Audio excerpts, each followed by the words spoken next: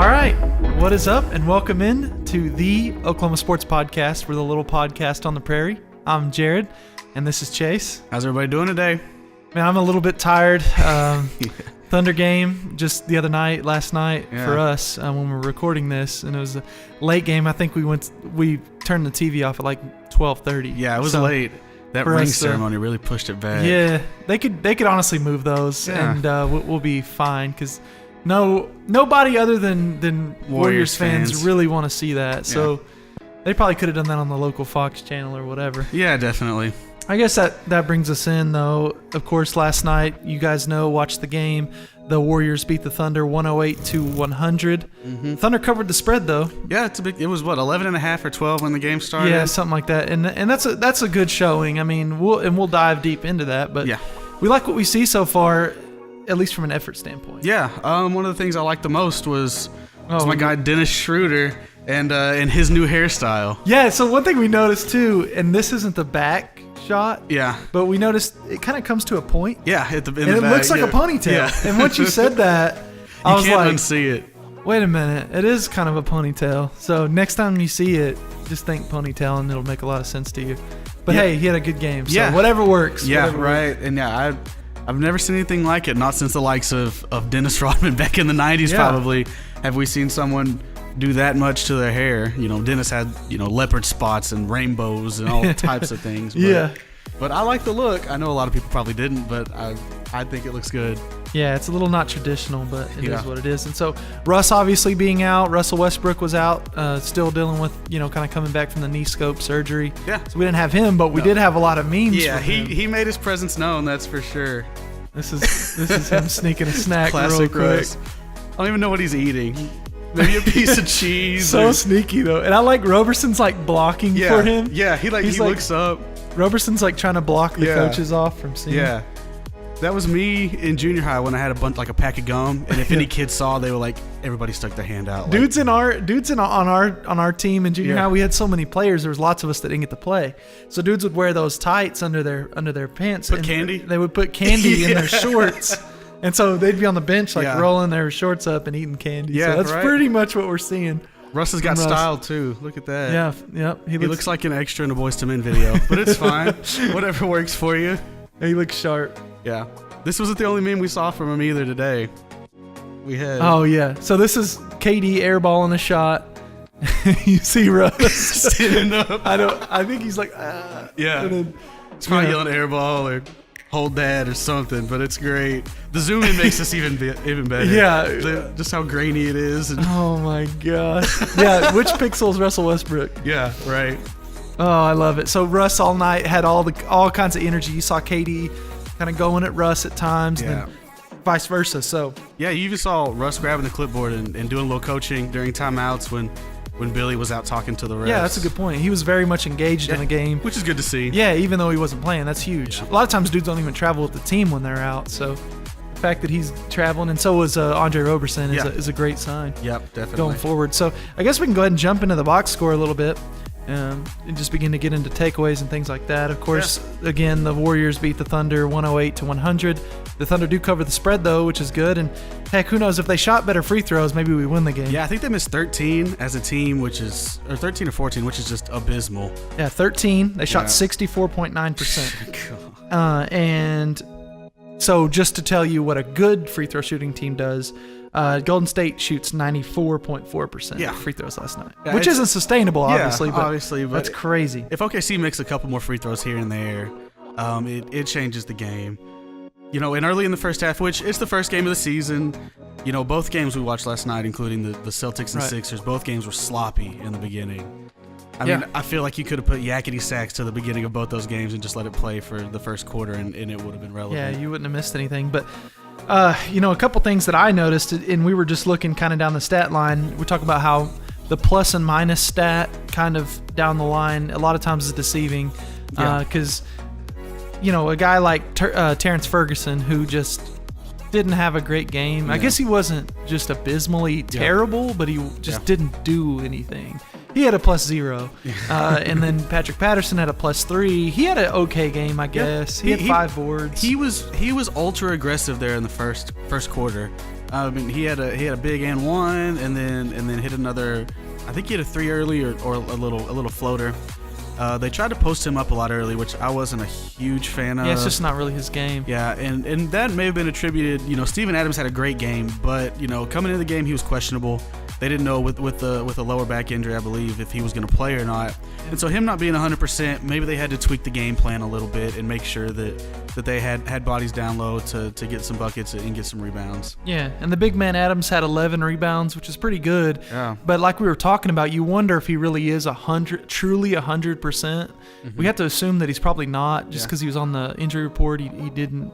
It wasn't like he was cleared to play a week ago. It was kind of like, well, he probably will play, but we don't know for sure. So they said it was a true game time decision for that, and you could tell too because in the pick and roll, normally, regardless of who the ball handler is in it, normally he's a rim runner straight to the rim, and you usually see one or two alley oops, some putback dunks, but everything for him was kind of below the rim. Everything was a layup off the glass and whatnot. So, looking forward to see him get a little bit more healthy as the season goes on. Yeah, hopefully so going forward because we need him without a doubt. He's you could see there were moments in that game where he really turned it on, where they just dominated. We just dominated the Golden State Warriors in the paint, and it was just that's going to be if we are to beat the Warriors, that's kind of how it'll happen.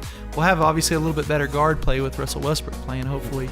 But we'll really need to limit their second chance shots. I believe they still had quite a number of offensive rebounds. 20 second chance points is what they ended up with. But they had 16 offensive rebounds, which is not insane. That's what the Thunder had as well, 16 offensive rebounds. But you'd like to limit that as much as you can against a team that just shoots as well as, of course, the Golden State Warriors do. Steph Curry was, let's see what his final 3-point. 5 of 9 is what he shot. He was 5 of 5 and then missed 4 straight at the end. So he was super hot, kind of put the Thunder down early, and then he cooled off kind of as the Thunder were kind of right there in the game. So yeah. Another one of the takeaways for me was the defense. I mean, holding a team like Golden State to 108 points. I think Klay Thompson shot 5 of 20 from the field. That's great. Which isn't great at all, but it is, for what OKC's wanting to do. Right. The energy, if Steven Adams is hampered with an injury, Nerlens Noel stepped up in a big way last night. He seemed really active on both ends of the floor. He played his role. He was even when I think they had a Kevin Durant pick and roll. He was the ball handler, and him and Jeremy Grant, who both guys probably have over 7-foot wingspan easily, blitzed him and caused a steal. He was active, blocked a few shots, got some rebounds, really good running the floor.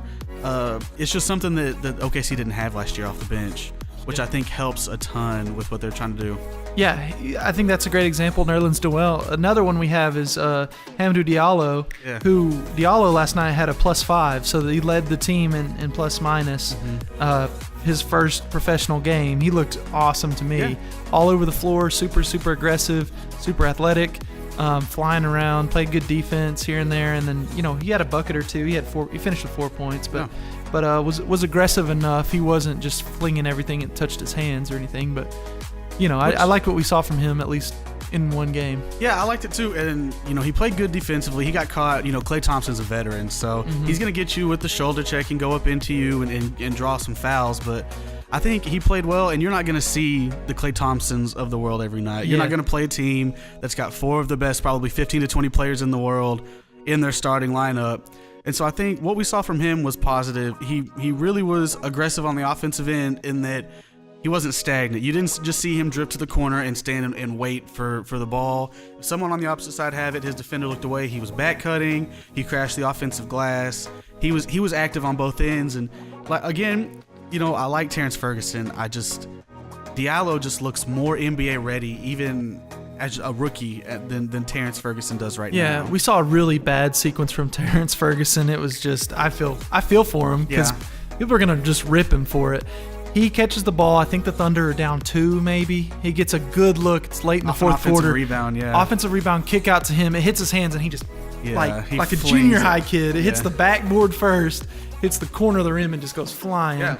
I mean, he was just full panic the whole time, and so you can't really have that, especially a guy that's been in the league for 2 years now. You see these rookies come in that are ready to play. You can't be, I just need a few more years, coach, or whatever. Like, they just don't have time for that, unfortunately. And like we were talking about, Yeah, and like we were talking about, Diallo's going to get those minutes late in the game. Yeah. I mean, he just proved it last night. Yeah, and so especially until Robertson gets back. Diallo, I think, is the guy. If not him, then Abrines looked good. was all right. Defensively, he looked about like what we thought he would look like on the defensive end. And again, he's not going to have to guard the Kevin Durant's of the world every night. He hit some threes. He was by far the most consistent three-point shooter last night. So you kind of have to play him in spurts where you know that he can get some shots with the second unit, or even when Robertson gets back.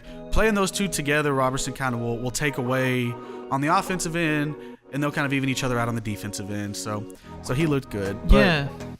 I was just going to say the team as a whole only shot 27% from three. So Robertson, obviously won't help in that category, but the guys on the bench can for now. And so I'm excited to see some guys that maybe even didn't get to play last night. You look at a few guys down the roster, but I want to clarify that Abrines only hit 2 threes. Yeah. But they were still big shots, yeah. and that's what the team's going to need going forward. Yeah. Yeah, and yeah, because this team is really in need of 3-point shooting. Even when Russ is there, that's been the biggest knock on these guys is that Russ can penetrate, Steven Adams can get in the rim, get you grind buckets.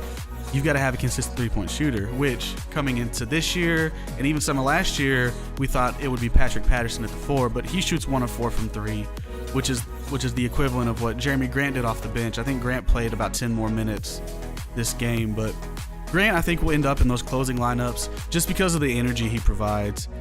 Watching him play, he did a good job switching on defenders off the screen and roll. He attacked offensively. He kind of looks out of control when he drives to the basket. Yeah. You never really know what he's going to do, but he finished a few, and he looked confident shooting the 3, which, again, you don't need him to be great. You just need something that's serviceable, and that when you catch it, defenders aren't just going to look at you and say, we'll just go for a rebound. We're not too worried about it. You want someone to close out because it creates space for everyone else, and you can get the ball moving. Yeah, I agree with that for sure. And one guy who really heated up from behind the arc, who didn't start off very well, Paul George, had an amazing third quarter. And after the game, I believe this was after the game, Royce Young talked to him just kind of about how different this year was. Yeah. And so I'll just read that real quick and then we can dive in. Paul George on feeling more comfortable this season. So coming into this year, there was no distractions, no outside talk, no I am here, am I going to LA? This year's focused on what we're going to do as a unit. And so that's a good thing to hear, even from just a fan like us, from your star player to kind of say is he's focused on this year, like all that stuff's behind him. He's ready to have a better year with this unit. Yeah, it goes back. It's a big takeaway from the team looking from preseason to now is that the team just looked like it had better chemistry and was more cohesive than in years past. And you could attribute it to the PG trade and then bringing Mello in 4 days or whatever it was before camp last year. But the team just looks like it's more focused. Last year, which I know it's just a game in, but you can make a few There's still some takeaways you can have for sure. They just look more focused. Last year, and we'll see as the season goes on, especially these next 2 games, playing the Kings and the Clippers, because both those teams, I don't think either of those are going to make the playoffs. Right. So it'll be interesting to see if they come out with that same intensity that they had playing Golden State against a team they expect to beat. Even if Russell isn't playing, which we still don't know yet. Right. We can speculate on that. We hope so. Yeah, and as fans, we hope so. Yeah, and we talked about that last night in that Westbrook. I don't think he would have traveled on this road trip. Yeah, it's just weird. Had he not expected to play one of these 2 games, or had they not been optimistic that they thought he was going to play, or at least he had a decent shot at it. Yeah, exactly. And so I understand, like, if he doesn't feel 100%, don't put him out there night 1. Especially against a team like Golden State, we want to see him play. They're going to go right at him. They're going to go right at him, and he's going to go right at them. That's his nature. And he may try to do what he's not actually able to do on the court yet. And I would rather him be out the first 3 or 4 games of the year than play 2 or 3 and that injury have a just setback or something. and linger throughout the season. Yeah, definitely. And so, yeah, you mentioned a little bit going ahead. Next game is against the Clippers in LA in the Staples Center. So And is that is Friday night? I believe so. Yeah, so that'll be after this podcast goes up, obviously. But what are you looking forward to in that game? Because you just mentioned that you feel like, which I think is a good take, that you said both these teams that we're going to play next, the next two teams aren't going to make the Western Conference playoffs. No, I don't think so. And the Clippers are well coached. Doc Rivers has been a staple in the league as a good head coach. Whether he was with Orlando for a little bit, and then people know him from his time with Boston when they won that championship with KG. The anything is possible, whatever. That and then being with the Clippers in Lob City with Blake Griffin. So he's going to have those guys coached up. They're a good young team. They've got a couple of rookies in Shea Gilgeous-Alexander, who's from Kentucky, and then another wing in Jerome Robinson, who's from Boston College. Both those guys are rookies, and I figure that they'll start just because they're kind of in a rebuilding, developmental mindset. So the Diallos, the Paul Georges, the Dennis Schroeders of the world should be able to take advantage of some of these matchups and not have to exert as much energy on the defensive end, as they did against Golden State. You're not going to have to chase Steph Curry around 6 screens or worry about KD trying to ISO you or Klay Thompson, spotting up for 3. I think you'll still have to come with intensity, which I think they will. I think this team is young and hungry. A lot of these guys that are playing now, don't have that veterans mentality of let's look ahead to the playoffs. Yeah. Let's pace ourselves. They want to get in there. They want to win games. They want to prove themselves. Well, you can see that, and that's what a lot of people might argue with our podcast and say, well, it's just one game. You guys can't have that many takeaways from one game. But when you watch this Thunder team last year, especially early in the season or in the middle, there was so much, like you said, almost complacency of, we're going to make the playoffs. That's not a big deal. Let's just kind of get through these games. There just wasn't that energy. We just had fun watching them play last night. Yeah. It's been a while since we could say that about a regular season game, really.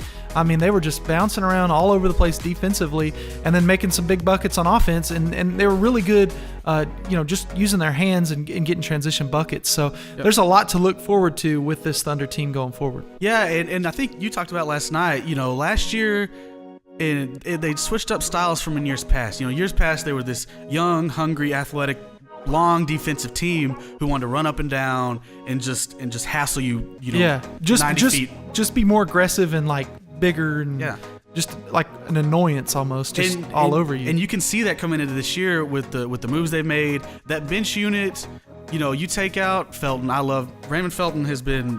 He was great last year off the bench. I think, but Schroeder's going to be far and away a better point guard. With youth, athleticism, length. Raymond's got that veterans mentality, and he's not in the best shape when you look at him on the court. He's a little round. Yeah, but he makes some plays. But that second unit, they started off the fourth quarter with the second unit OKC did, and they made a little bit of a run. But if you plug in Schroeder instead of Felton, and you have the Schroeder, Grant, Noel, Diallo, and then that fifth guy is, you can put in an Abrinas for some floor stretching. Even with the Abrinas on the floor, that team is going to be a monster defensively, just with length and athleticism alone. Yeah, it's our last little note is just, when will Russ be back? We haven't heard yet. Crossing our fingers for the next game, and we'll just keep going forward like that, I guess. Yeah, I hope he's back next game. I really hope, if not, that he's back for the home opener against the Kings next week. That'd be huge. Yeah, just... and then of course, you get to see Buddy Hield come back to Oklahoma, which will be fun. But again, that team is not good. They've been in a rebuilding mode for what feels like 10 years at this point. So I think looking ahead at these two games, I think both you and I agree. We think the Thunder are going to be 2-1 when it's all said and done. Yeah, I hope so. Next week when we're talking on this pod about OKC and what they've done, I expect them to be 2-1 heading into a game against the Boston Celtics, which should be a big home one. All right, so and then a guy that we've just had last year, Mello, has a big statement looking ahead to their first game, which is tonight. The night we're recording, Wednesday night. Yeah, I believe the Rockets are going to play. He had a big statement when asked about kind of what his role was going to be with this team. Yeah, he had an interview with Rachel Nichols, which apparently is the thing to do now if you're a veteran NBA player who's had some issues with roles on a team. But she just basically asked, what changed from this year to last. Last year you said you didn't want to come up off the bench. It was noted. You said it in press conferences anytime the media asked you about it. Yeah. And Anthony went on to say, well, I don't think that would ever change, as far as something that he's interested in. I know what I can bring. I know what I still can do and what I still have. So my confidence from that standpoint, I always have to say I don't want to come off the bench. But knowing ahead of time and having those conversations and going to game and understanding, okay, we might need you to do this tonight. We might need you to do that tonight. I have a clear understanding of what my role is. Yeah. And so take away from that, I don't say it's a shot at Billy Donovan, but this is one of the things that I myself have a little bit of an issue with, and I know that other Thunder fans do as well, is that Billy Donovan doesn't seem to be assertive enough at times. Whether he's on the bench, if he really needs to coach up Russ, calm him down, let him know we need to slow it up, we need to get the ball moving, not quit with the hero ball, or if it's with the referee, you don't hardly see him get a technical. And a lot of coaches do that just to make a statement, just to let you know, hey, I'm fighting for you guys on the sidelines. I know what's going on. And then it's the same thing here with Mello. D'Antoni, who he and Mello have had a past during the Jeremy Lin Linsanity days. D'Antoni back said, in New York, yes, yeah. D'Antoni said, let's run through Jeremy Lin while Mello was playing, and Mello said, no, we're not doing that. If I get the ball, I'm going, essentially. And so seeing that and seeing that now Mello is willing to accept a bench role just points to me that D'Antoni seems to be more assertive with him and saying, listen, this is what your role has to be for us to win. And I think that Billy Donovan and even Presti and upper management probably weren't as sit down, this is how it's going to be, this is what we need you to do. I don't know, they may not have brought that to him before the trade ever happened, And they, in their mind, he had to waive a no trade clause. So maybe in their heads, well, let's just get him here, tell him he's going to start, and then work him to the bench.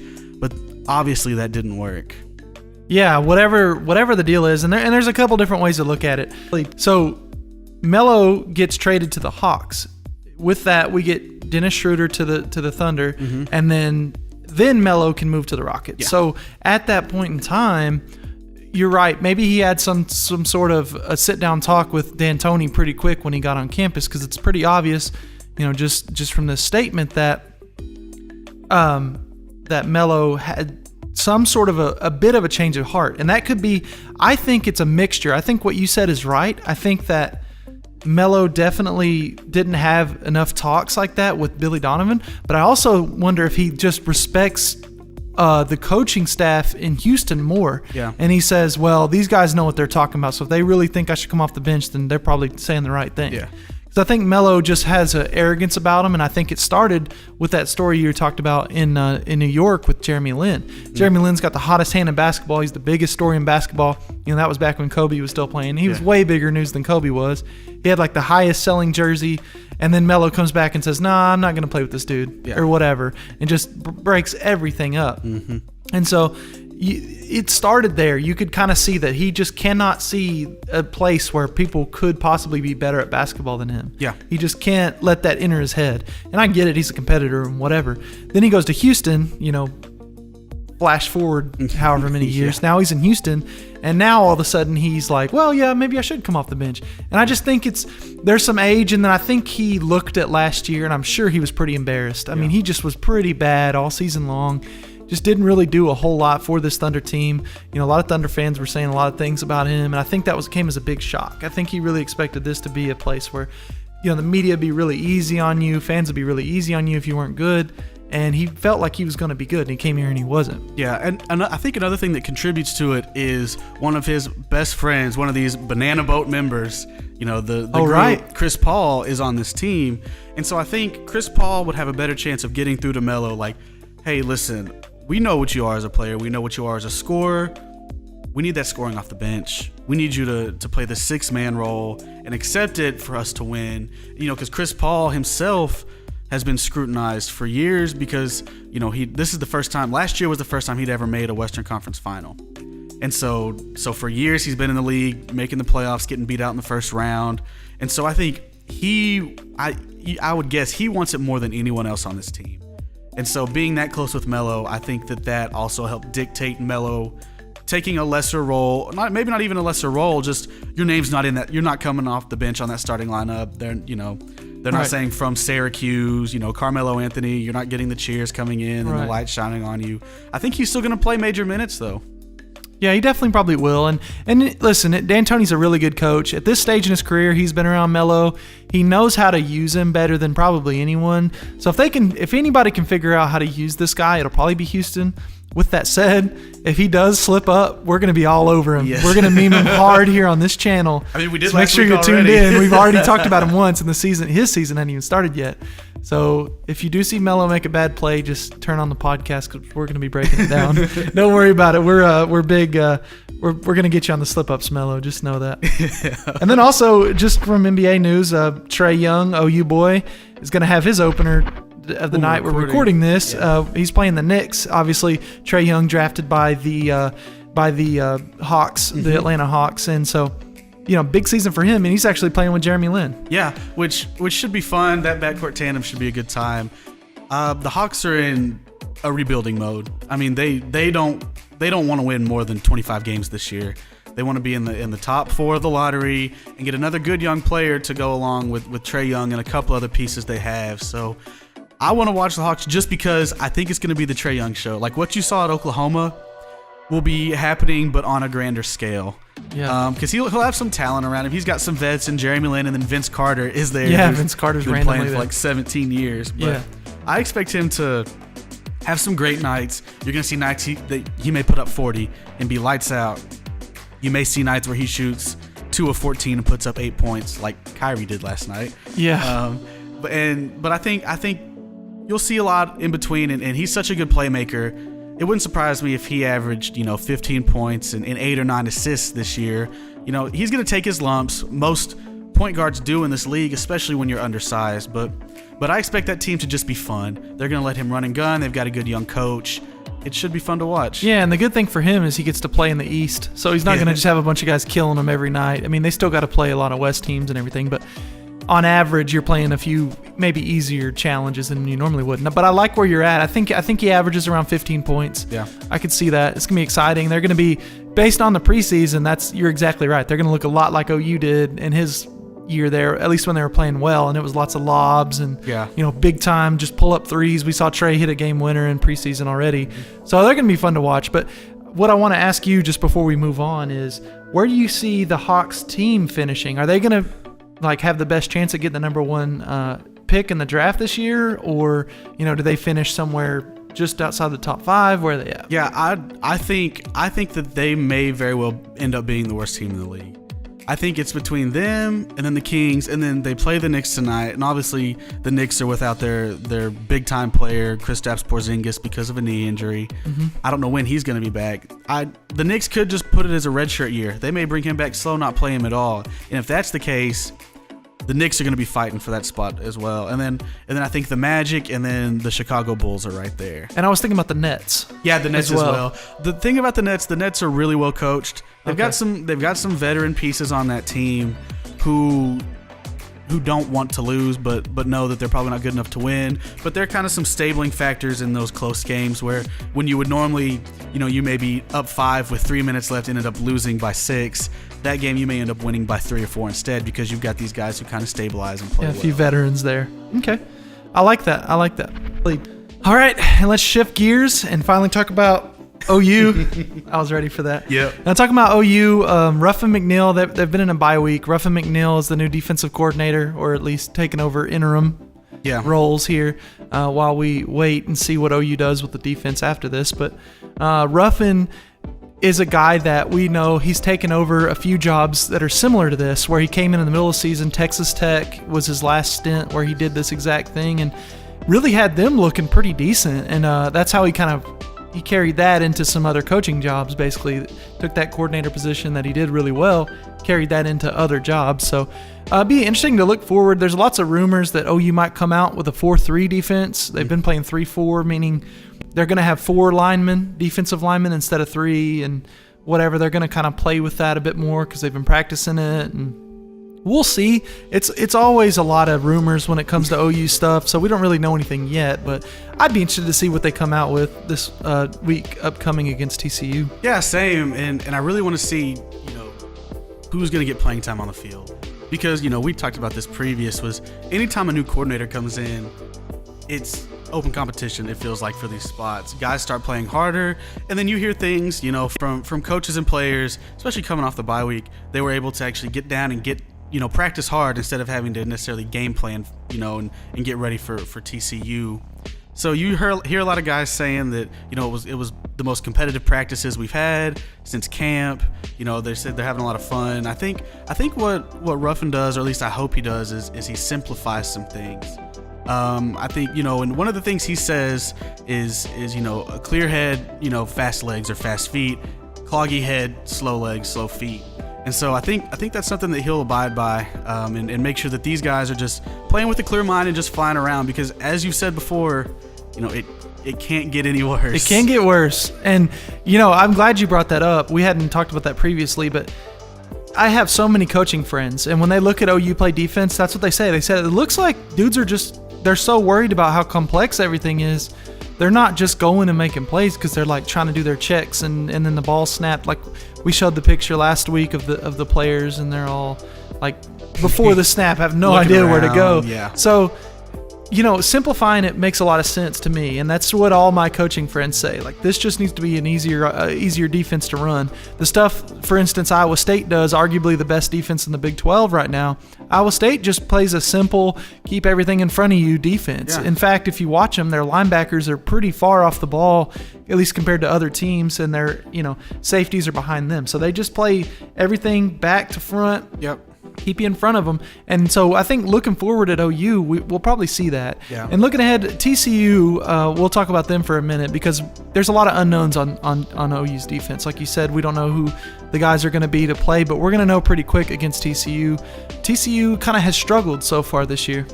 Yeah, they squeaked out some wins. Early in the year they played SMU, which isn't a great team, and that game looked to be a toss-up, up until halftime. And TCU had some big special teams plays because of Turpin, who I feel like's been there for 6 years, returning kicks and punts for them. Yeah. But I think TCU's does some good things offensively, running the football.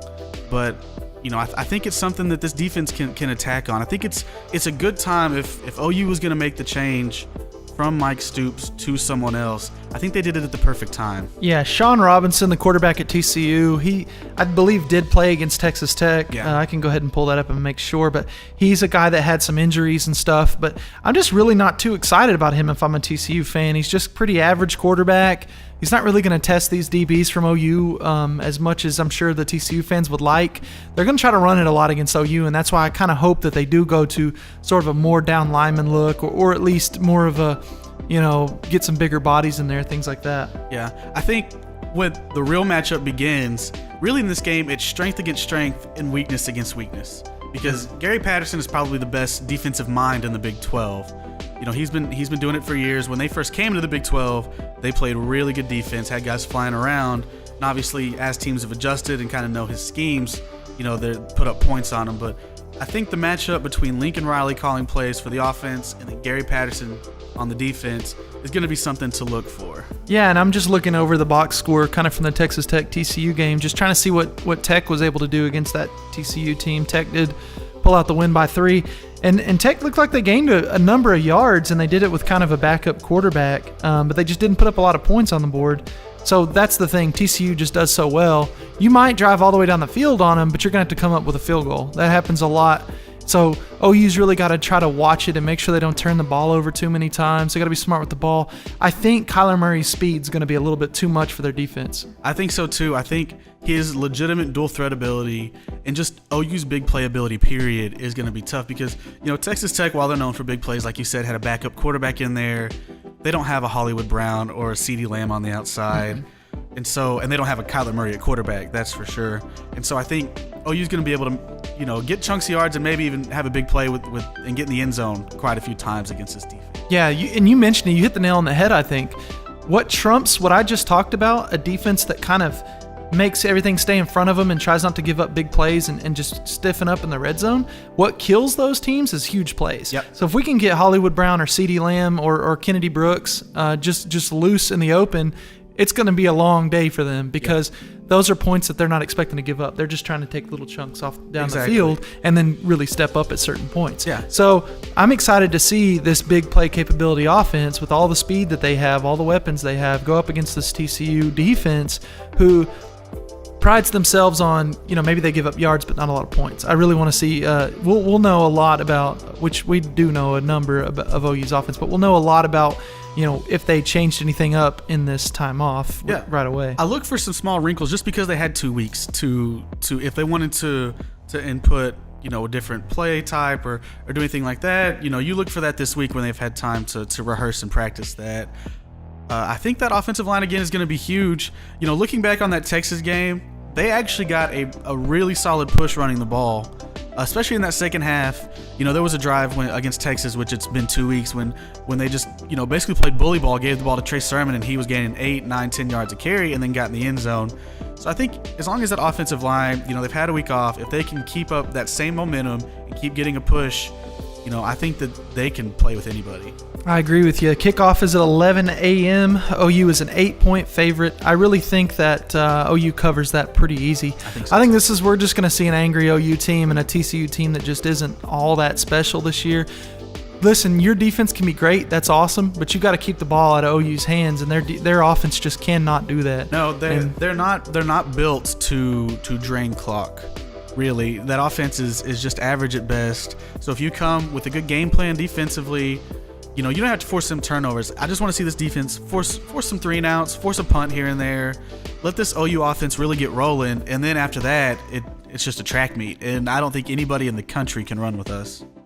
Yeah, there you have it. Both of us saying that we think OU's going to cover, come out angry on Saturday, and really put TCU down. Hopefully start a big roll as we head towards the Big 12 championship. Yep. So again, thank you so much for watching us. It's our second episode, and we're just really lucky to do this. It's really fun. It's been a fun process. Check us out on our social media platforms at OK Sports Podcast, and check us out on YouTube. Be sure to subscribe there. That's where our main videos are going to be. That's the easiest place for you to grab content. Of course, those links will be sent out on social media as well.